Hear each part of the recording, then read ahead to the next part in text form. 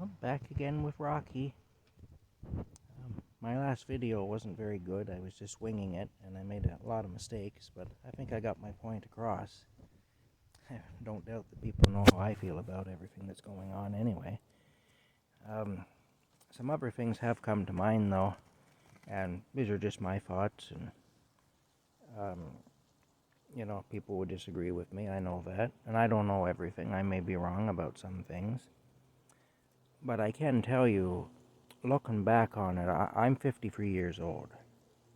So I remember well when we went through a similar hysteria with AIDS back in the 1980s when AIDS first came to light, and of course people started to die of it. First it was homosexual men, and then it was everybody. And I remember the fear around that. And it was real. People were really scared because we didn't know what we were dealing with. We didn't know how bad it was. We knew that the people who got it died a horrible death. And, that was no good. Nobody wants to die like that. Nobody wants to die if they can help it. Much less to die that way. Cooking up these chicken breasts here that I'll have to make sandwiches and whatnot with for the rest of the week. I'm going to put some apples and tomatoes in with one of them and eat that for supper tonight.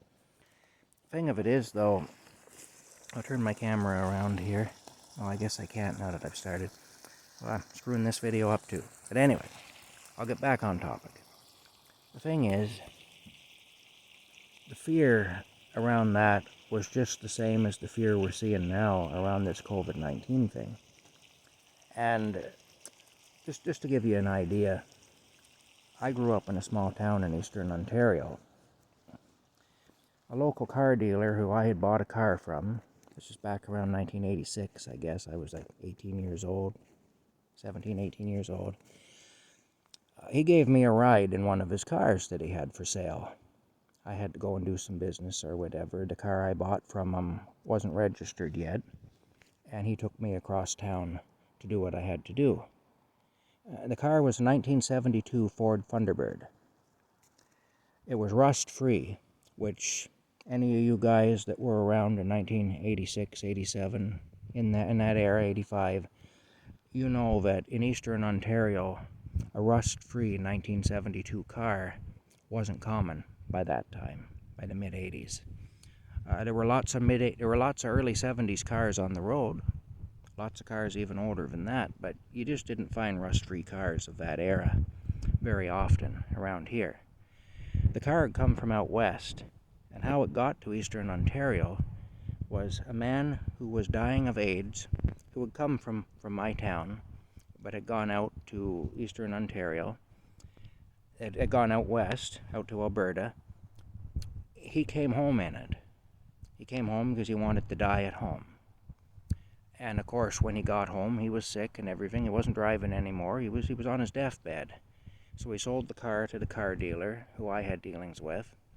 Anyway, I rode across town with him in the car. People in a small town know each other. Somebody saw me getting out of that car. And boy, did I catch hell.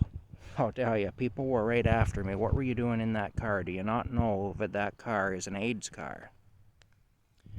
Do you not know that the man who owned that car, that he had AIDS? Now, you might have AIDS because you rode in that car. You come all the way across from out west in that thing. What were you thinking?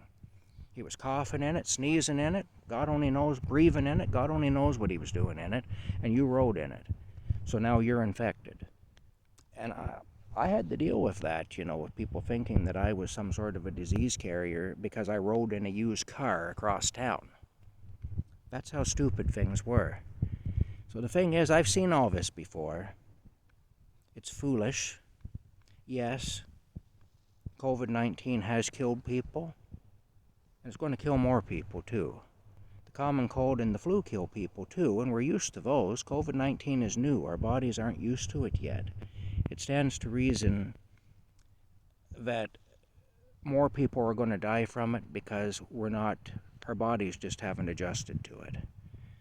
And the people it's killed mostly have been elderly people, people with comorbidities, people who were dying anyway. It's still a horrible thing. It's a terrible thing. Every death's a tragedy. And, so I'm not trying to show disrespect or a lack of empathy for the people who have passed away from it or for their loved ones. I feel for those people just like I feel for all the people that have died from everything else and their loved ones. I've lost people to various things. I know what it is to grieve. But the bottom line is life has to go on. We have to find a way of living with this thing without trampling on people's civil rights and without forcing small businesses into bankruptcy, without taking people's livelihoods away from them, without getting into a totalitarian state. We have to get past all that. We have to find a way to live with it, just like we live with every other illness, every other fatal disease that has come our way. We eventually learned to deal with AIDS. We learned how to deal with it responsibly, to lessen the risk to people, and so on, and to ourselves. And, we'll learn to deal with this too. And, we just need to stop hurting each other over it. We need to get back to taking care of our business, to doing what we're supposed to be doing. We need to, again, start to visit our elderly relatives in the rest homes. We need to start allowing children to be children. We need to start letting the small businesses open up. We need to stop trying to force people to take medical treatments they don't want. All of that needs to go away, and I really hope it does. Now, those are just my personal opinions. I'm not a doctor. I'm not a scientist. Nothing like that. I'm just a man who's lived long enough to have observed a few things.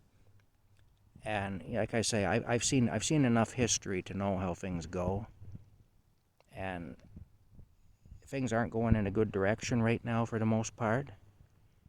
And we need to turn it around because it's, we're hurting ourselves here. And we're hurting each other. No good will come of that. That's all I have to say. No doubt I'll catch some flack. That's okay. People are allowed to disagree with me. Just like I'm allowed to disagree. It has to go both ways. Because that's freedom, that's democracy, that's what we do, is we disagree and we respect each other while we do so. Anyway, talk later.